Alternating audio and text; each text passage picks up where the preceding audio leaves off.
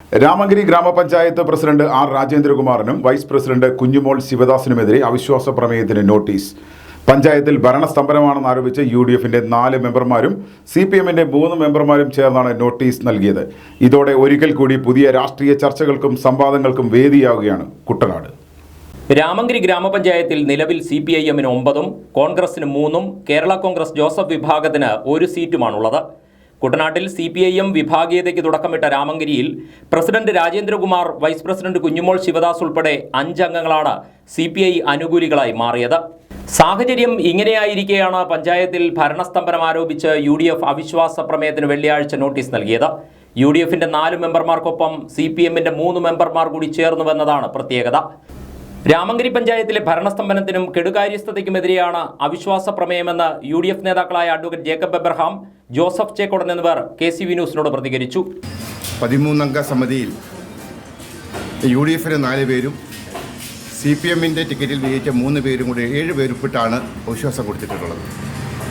പഞ്ചായത്തിൻ്റെ കഴിഞ്ഞ 2 വർഷക്കാലത്തെ ഭരണത്തിലെ കെടുകാര്യസ്ഥതയും ഭരണസ്തംഭനവും അതുപോലെ തന്നെ പഞ്ചായത്തിൻ്റെ മുഖമുദ്രയായിരുന്ന ഷോപ്പിംഗ് കോംപ്ലക്സ് പൊളിച്ചിട്ട് 2 വർഷം കഴിഞ്ഞിട്ട് അത് പുനർനിർമ്മിക്കാനുള്ള നടപടികൾ സ്വീകരിക്കാത്ത ഗ്രാമപഞ്ചായത്തിൻ്റെ നടപടിക്കെതിരെ അവിശ്വാസം രേഖപ്പെടുത്തിക്കൊണ്ടാണ് 7 പേരും ഇട്ടിരിക്കുന്നത്.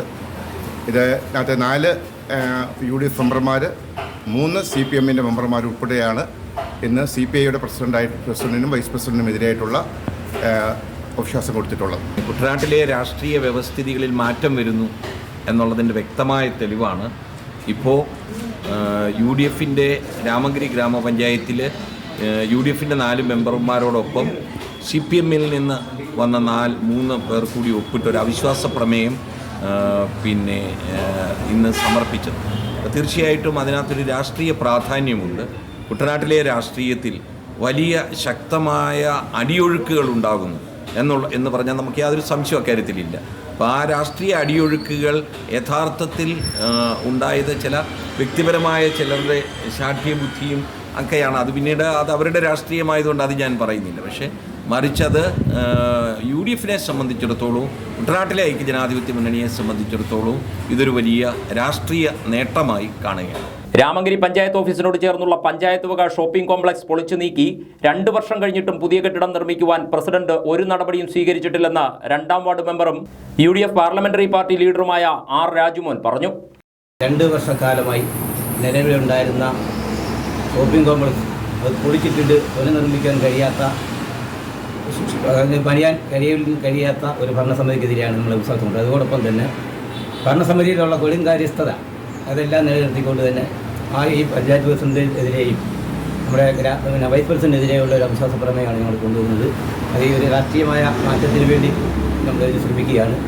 അതേസമയം CPIMൽ നിന്ന് വിജയിച്ച് അധികാരത്തിലെത്തിയ പ്രസിഡന്റ് രാജേന്ദ്രകുമാറും സംഘവും LDFനും CPMനും അവമതിപ്പുണ്ടാക്കുന്ന തരത്തിലാണ് പ്രവർത്തിച്ചതെന്നും പാർട്ടിക്കെതിരെ നിരന്തരം ആരോപണം ഉന്നയിക്കുന്നതിൽ പ്രതിഷേധിച്ചുമാണ് അവിശ്വാസ പ്രമേയ നോട്ടീസിൽ ഒപ്പിട്ടതെന്നും CPIM മെമ്പർമാർ പറഞ്ഞു.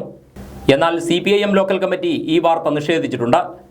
പാർട്ടി അറിവോടെയല്ല ഇതെന്നും ഇത്തരം സംഭവങ്ങൾ പരിശോധിക്കുമെന്നുമാണ് ലോക്കൽ കമ്മിറ്റി ഭാരവാഹികൾ അറിയിക്കുന്നത്. കാര്യങ്ങൾ എന്തൊക്കെയായാലും വരും ദിവസങ്ങളിൽ കുട്ടനാട്ടിലെ ചൂടൻ ചർച്ചകൾക്ക് രാമഗിരി പഞ്ചായത്തിലെ അവിശ്വാസ പ്രമേയം കാരണമാകുമെന്നതിൽ തർക്കമില്ല.